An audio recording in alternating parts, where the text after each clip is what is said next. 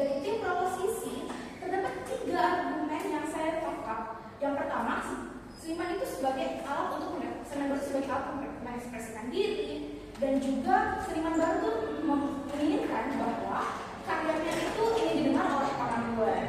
Oke, saya akan menanggapi argumen itu. Kamu membahas mengenai gaya seni. Oke, gaya seni dapat pertama saya akan bertanya, kenapa gaya seni itu dapat dipahami? Gaya seni itu dapat dipahami karena visualisasi dari seni itu jelas, tema juga jelas, dan arah yang dibawa itu jelas. Jika kamu sendiri sebagai seniman baru, kamu memaksakan diri kamu untuk mengikuti style atau gaya dari orang lain, maka sebenarnya akan hancur. Kamu tidak memiliki arah, kamu tidak bisa mengekspresikan diri kamu sendiri, dan kamu tidak memiliki tema. Dan apa sebenarnya ada di diri kamu? Bagaimana cara kamu untuk mengekspresikan diri kamu sebagai seniman baru tersebut agar dapat didengar oleh orang lain? Baik, saya akan masuk dalam karakterisasi saya. Di sini kami akan mengkarakterisasi 4 hal. Yang pertama adalah seniman baru itu tersendiri, kedua orang awam, 3 orang kaya, dan yang keempat adalah orang-orang yang telah teredukasi tentang art itu sendiri. Yang pertama, seniman baru. Seniman baru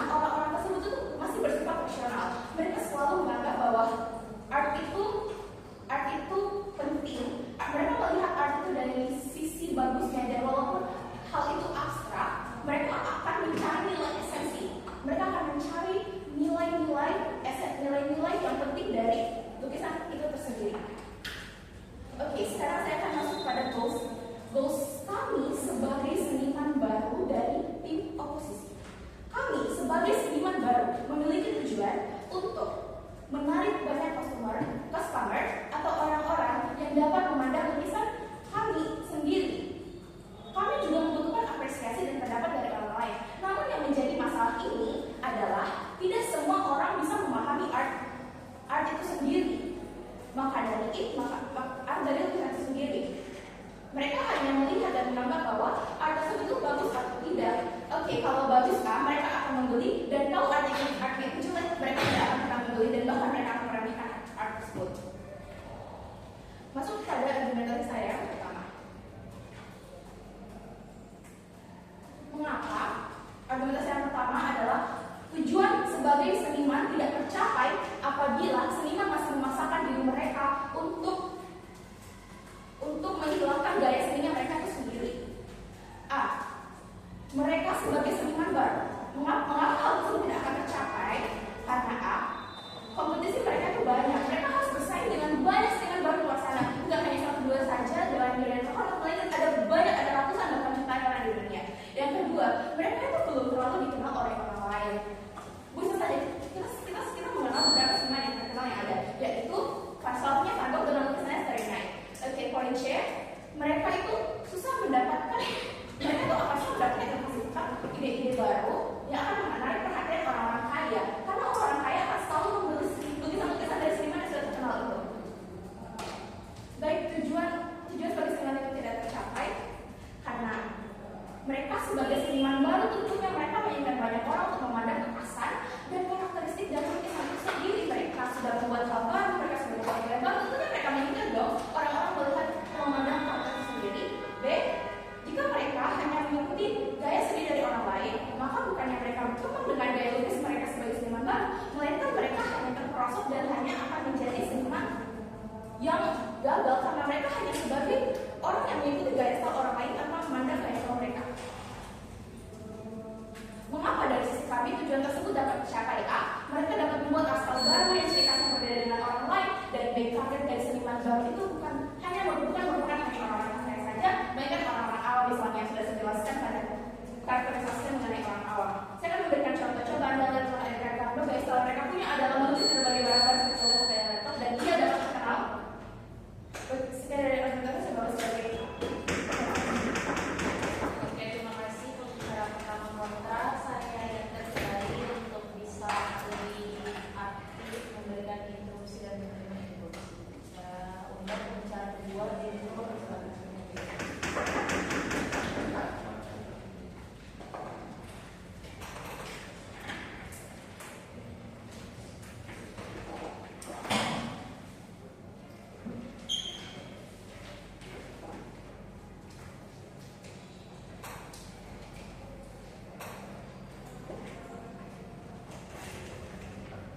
pidato akan semula dalam 3, 2,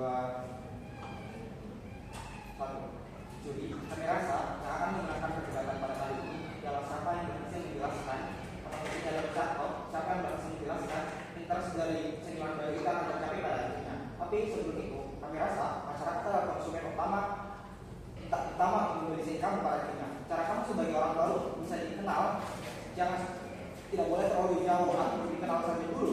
Caranya adalah kamu buat sesuai dengan apa kebutuhan masyarakat, apa yang terjadi di masyarakat, apa yang ada dinamika atau diskursus yang terjadi di tengah masyarakat, agar kamu lebih tahu akan lebih diterima oleh masyarakat, dan kamu harus buat ini. Tapi kami rasa kalau gayamu kalau artikel akan terus direalisasi, justru orang akan bingung apa maksud dari semua ini, karena itu tidak sesuai dengan tidak sesuai atau tidak relevan dengan kehidupan mereka.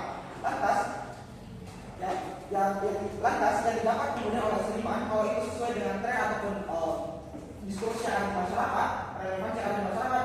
Pertama, yaitu mereka bakal lebih dikenal atau lebih dilirik atau dianggap sebagai representasi oleh masyarakat itu sendiri. Baik, masuk pada poin respon dalam perdebatan. 1, klarifikasi dari apa yang disampaikan oleh pihak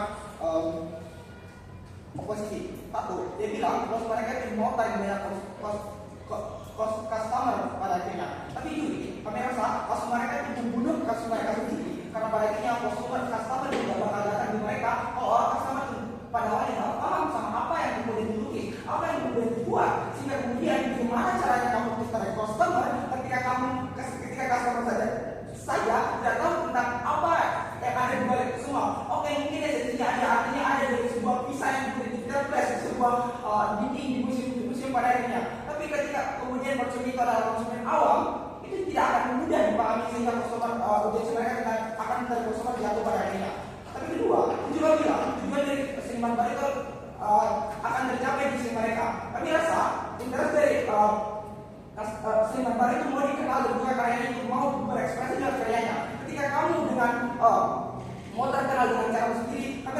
sulit. Kamu harus masuk di masyarakat, kamu harus tahu apa yang dibutuhkan masyarakat sehingga ini akan tercapai visi kamu. Tapi kamu bilang juga bahwa persaingan itu sangat banyak. Jadi kita harus perlu karakterisasi, kita perlu untuk menjadi berbeda di antara yang lain.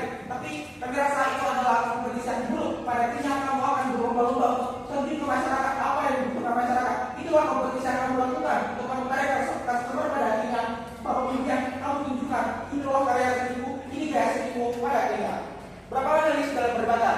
Satu, kami rasa kita dari seniman baru itu satu, mau ekspresikan diri, kemudian karya itu terkenal. Satu, kami rasa seni adalah wadah untuk mengekspresikan ataupun membuat relevansi yang ada di tengah masyarakat. Kalau kita itu mau dikenal dan karyanya itu dipahami oleh masyarakat, prasyarat untuk interestnya itu tercapai harus pahami dulu apa yang ada di masyarakat, apa yang ada diskusi masyarakat itu seperti apa. Contoh, kamu gambar laut yang sekarang lagi dibangun oleh Labuan, kemudian dikomparasikan oleh gambar ayam yang kemudian berdiri saja. Pada akhirnya orang akan lebih fokus pada gambar yang pakan laut yang dibuat Labuan. Pada akhirnya dengan begitu kamu akan membuat atensi karena itu yang sedang marak ataupun diperbincangkan di tengah masyarakat kenalnya relevansi. Implikasinya adalah kamu akan terkenal. Maka prasyarat seniman itu untuk dikenal tercapai di sisi kami dan eksekusi di sisi kami karena dia tahu apa yang ada, apa yang sedang booming di masyarakat, apa yang sedang ini.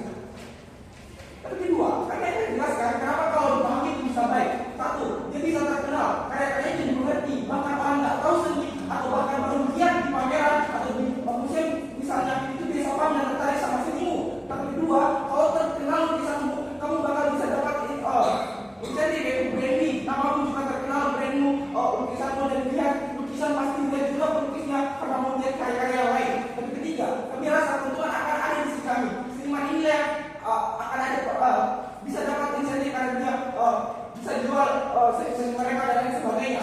Tapi kenapa kemudian aksen bagi seniman baru itu buruk? Satu, dia itu susah untuk terkenal. Like itu untuk bersikapnya dianggap jelek sama orang awam karena tidak ada sinkronisasi ataupun tidak dipahami oleh orang-orang. Dia itu susah dapat branding karena kita butuh branding supaya lukisannya mahal. Tapi kedua, karena nggak banyak orang tahu karena dia mau bikin aksen sendiri. Ya tak.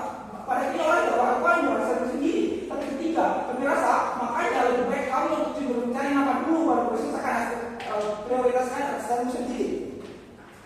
Tapi ketiga, tapi ekstensi dari ini, tapi ini juga kenapa baik untuk interaksi sebagai seniman baru. Pertama, kamu mau ekspresikan perasaanmu dengan gaya senimu sendiri. Ingat juga, konteks debatnya adalah kita mau prioritaskan karya yang relevan atau dipahami oleh masyarakat. Artinya, ada karya-karya lain dong yang sudah dibuat oleh seniman baru ini dengan ekspresi dan art style sendiri. Jadi dia pada akhirnya di kami juga bisa berekspresi sendiri. Tapi kedua, kami akan jelaskan. Artinya, karya yang mudah dipahami oleh relevan itu jadi keran pembuka untuk lihat karya lain dari seniman-seniman baru untuk bisa tarik konsumen untuk dalam arti masyarakat. Orang-orang itu bakal buka atau menelusuri CV atau portofolio kamu sebagai seniman karena karyamu bisa mengambil dinamika di tengah masyarakat dan dituangkan dalam bentuk senimu, lukisan, patung, apalagi seni itu bersifat persuasif dan visual yang bagus pada akhirnya. Tapi tiga, kami akan jelaskan interaksi kamu itu sebagai seniman itu tidak tercapai. Jadi satu, kamu terlalu idealis dengan gaya senimanmu sendiri, sulit dipahami oleh orang lain. Pun kalau ada karyamu itu hanya dimengerti oleh aktor-aktor yang advance di bidang seni seperti maestro seni dan lain sebagainya. Tapi kami akan jelaskan proses berekspresi yang dikirim itu tidak bakal terjadi secara langsung karena kamu seniman baru itu juga karena kamu pada akhirnya adalah seniman baru pada akhirnya. Kita juga mau pengakuan oleh masyarakat bahwa kalau kita mau ekspresi itu diterima oleh masyarakat, kita harus berjalan dulu baru kemudian kita berekspresi dan pada akhirnya itu diterima oleh masyarakat. Dan itu nggak semua dan apa yang dijelaskan itu tidak eksklusif di mereka. Manifestasinya apa? Satu, kita buktikan kalau interaksi kami itu akan dicapai. Dia bisa terkenal dengan bisa cari nama dulu kemudian bisa ekspresikan aksesnya. Kedua, dia bisa berekspresi juga pada akhirnya karena orang-orang tahu CV-nya profilnya kayak gimana. Di sisi mereka itu nggak bakal terjadi di sisi mereka karena dia terlalu idealis dengan aksesnya sulit dipahami oleh orang-orang lain. Maka dari itu atas alasan tersebut kami rasa kami menang akhirnya menang banget. Terima kasih untuk cara dua distro yang respon kasus saya pakai bicara dua kontra. Silakan.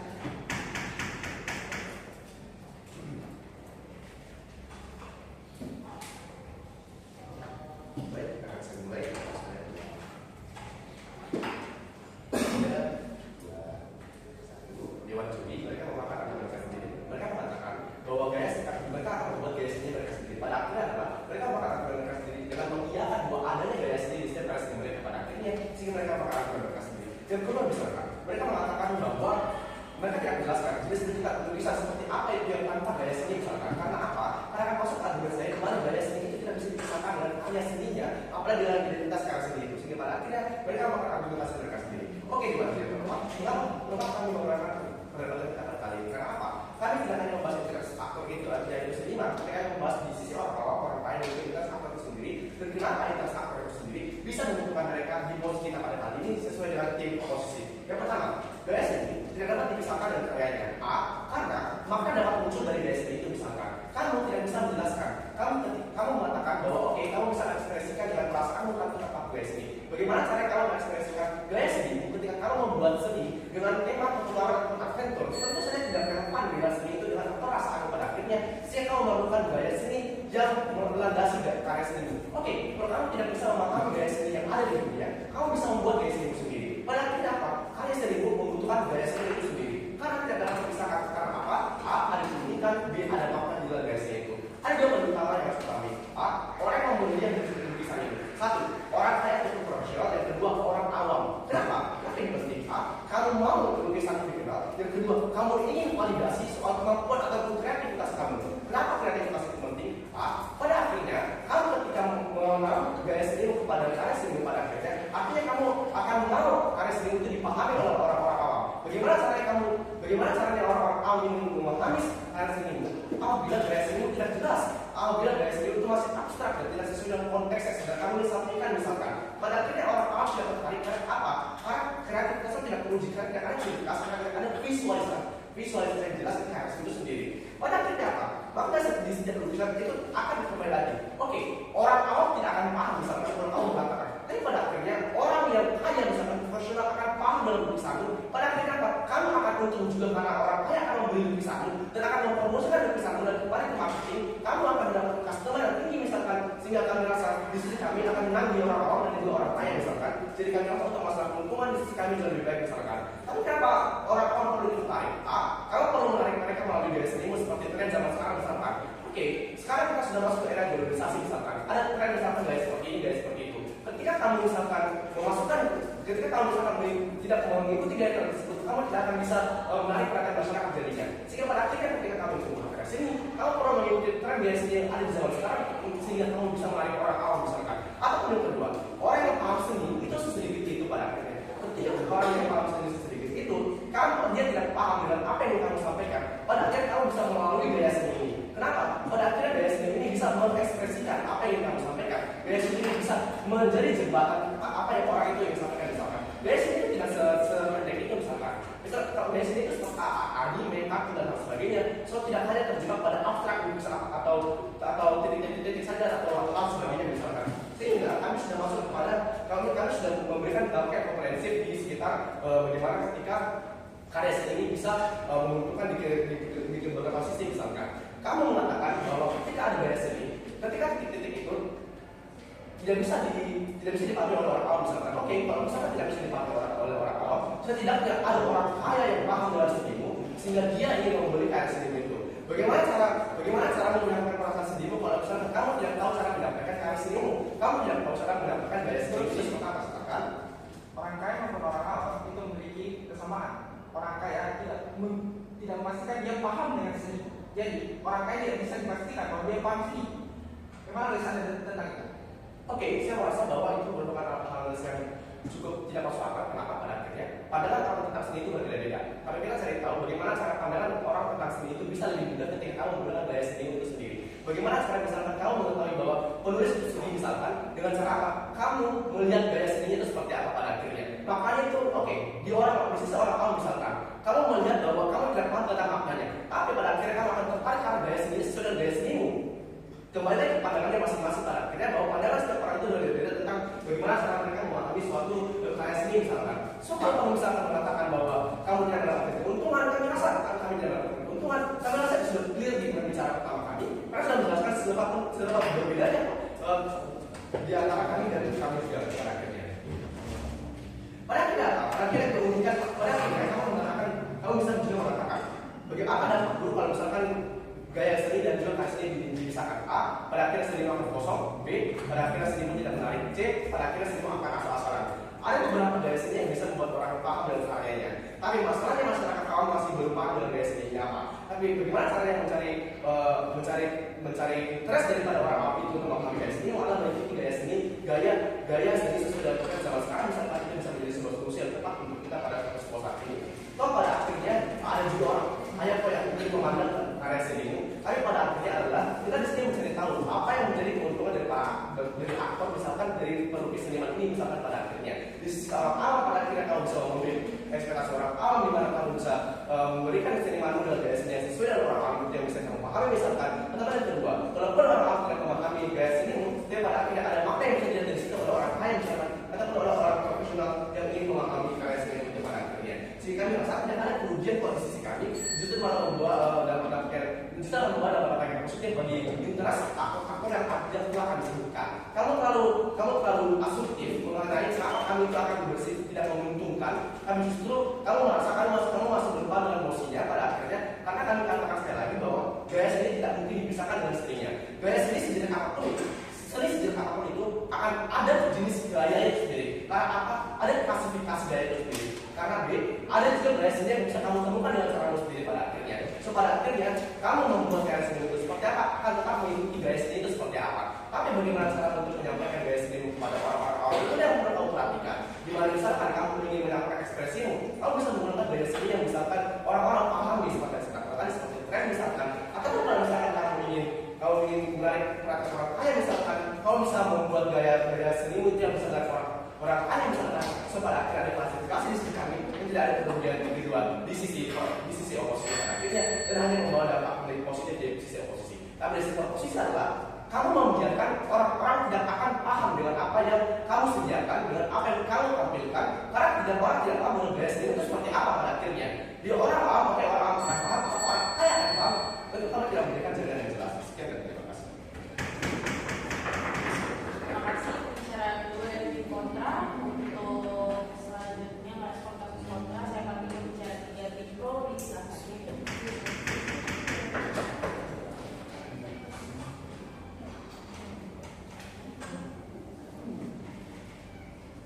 Baik.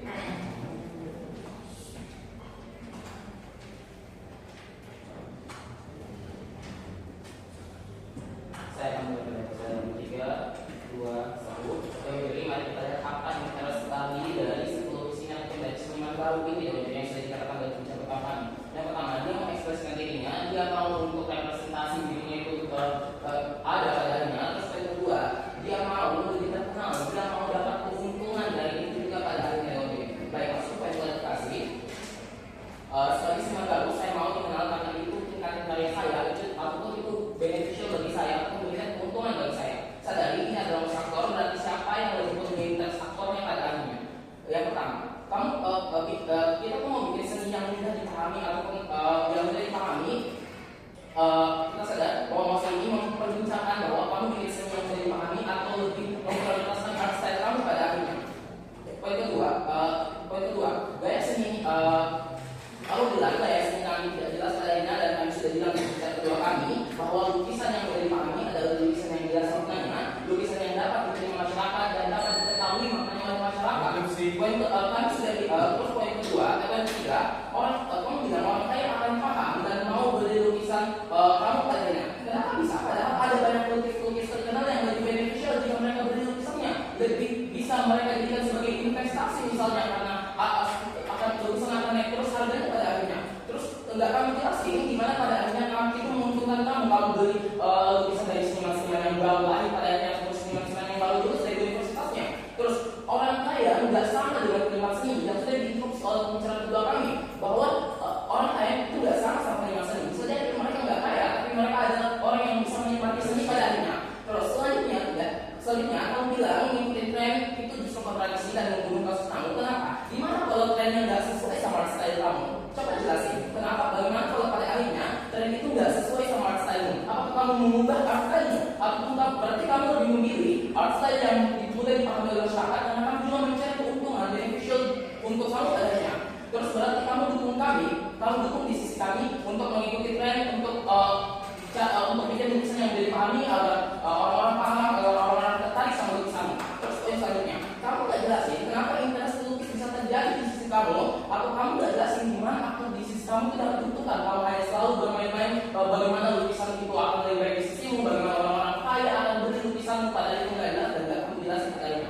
Terus masuk ke pertama, siapa yang representatif di masyarakat dan pelukis? Kita lihat kenapa orang-orang mengkoleksi karena dia rasa ada nilai ataupun bahkan mereka merasa bahwa ada representasi dirinya. Yang saya jelasin dalam pembicaraan pertama kami, kamu datang ke suatu pameran, kamu lihat ada lukisannya orang lagi sedih, cewek lagi sedih, dan kamu pas pada saat itu kamu juga lagi sedih dan kamu merasa itu ada representasi kamu, maka kamu akan beli karena kamu merasa itu representasi bagi kamu.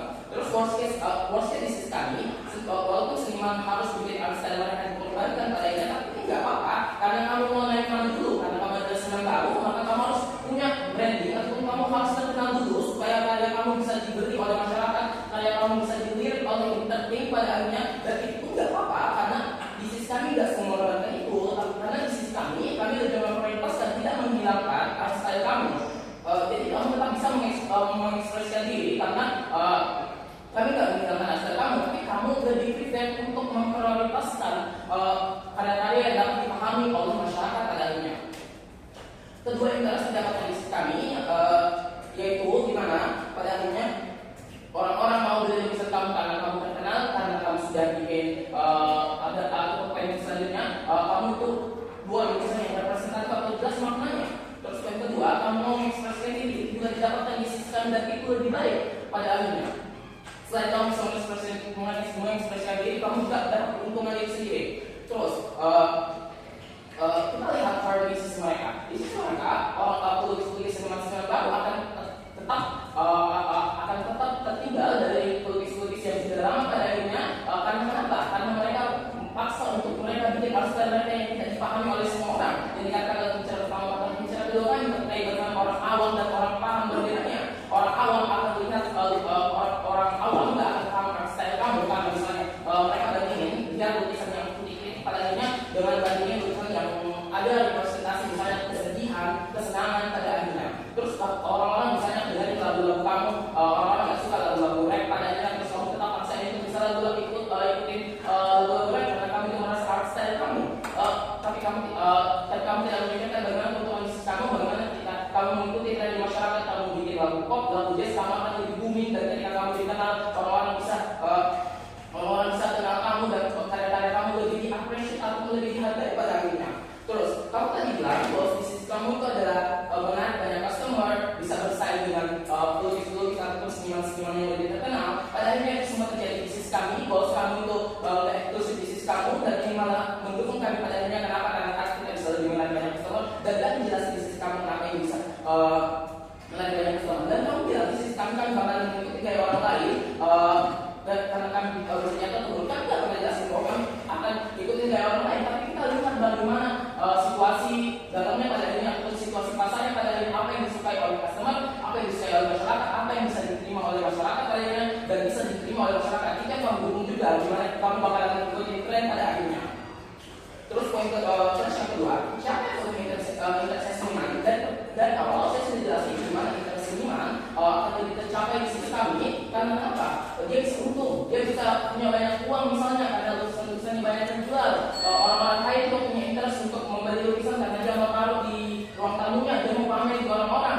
Gimana dia mau pamer kalau orang-orang awam nggak tahu lukisannya itu apa, ataupun orang-orang awam nggak tahu siapa pelukisnya itu, karena dia adalah seniman baru pada akhirnya. Dan itu yang membuat di sisi kamu, karena kamu hanya bilang bahkan orang-orang kaya, bahkan kamu nggak kasih jaminan gimana pada akhirnya orang-orang kaya punya interest untuk beli barang-barang kamu, untuk beli karya kamu pada akhirnya. Terus yang kedua, lebih merepresentasikan diri. Di sisi juga dapat menjadi representasi diri pada akhirnya. Kenapa? Karena dia bisa tetap bisa merepresentasikan dirinya, tapi tidak semua memprioritaskan itu, karena dia lebih memprioritaskan di mana dia bisa naik dulu, karena dia ada seniman baru, sudah dikatakan karakteristiknya bahwa dia itu mau dulu terkenal, karena dia baru keluar dari universitasnya mungkin, ataupun dia adalah orang yang baru berkecimpung di dunia seniman pada akhirnya. Kita lihat gimana lukisan itu bisa terkenal bukan hanya karena lukisannya, tapi bagaimana orang-orangnya itu bisa terkenal. Kamu bisa menaikkan style kamu, tapi ketika kamu sudah terkenal dulu dan orang-orang bisa appreciate, tidak cuma melihat lukisan kamu, tapi bisa lihat kamu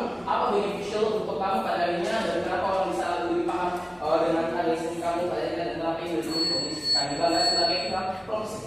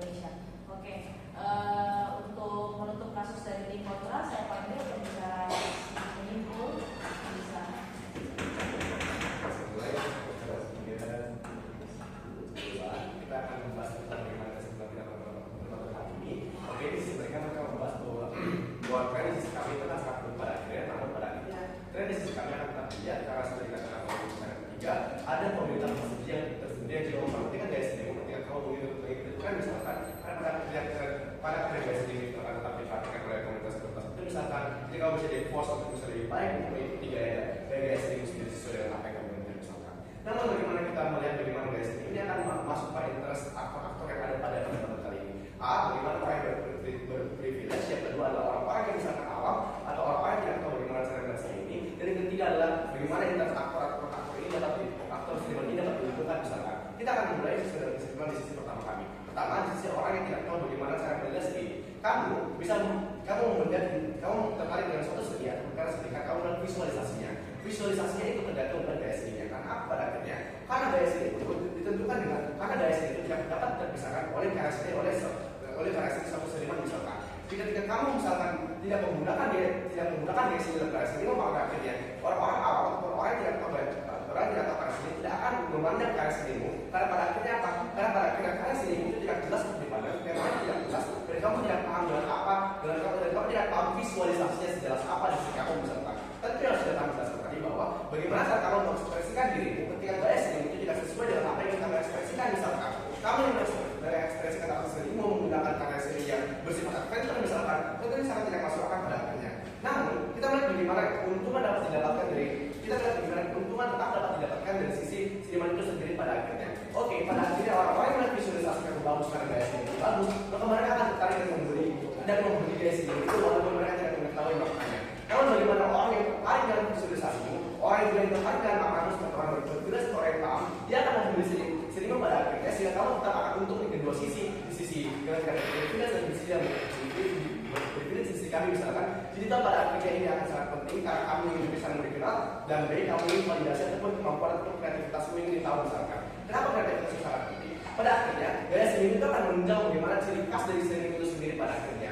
Oke, pada akhirnya kamu akan menarik perhatian masyarakat awam karena gaya seni itu sangat unik pada akhirnya. Dan juga kalau misalkan gaya seni itu tidak dipahami oleh masyarakat yang secara general itu memiliki pandangan berbeda misalkan, kamu bisa menarik suatu komunitas misalkan yang sesuai dengan apa yang lintas seni misalkan ingin tunjukkan pada akhirnya. Sehingga pada akhirnya di sini kami tidak membawa sama sekali kerugian, justru membawa sama sekali dampak positif misalkan karena kami membahas soal komunitas pada akhirnya. Kalau kamu misalkan orang awam tidak mengetahui apa karya seni pada akhirnya, tapi pada akhirnya ada komunitas yang mendukung sehingga membuat kamu menjadi lebih baik untuk bisa karya seni itu bisa ditampilkan oleh masyarakat pada akhirnya. Sehingga pada akhirnya mereka mengatakan ada eksklusivitas di sisi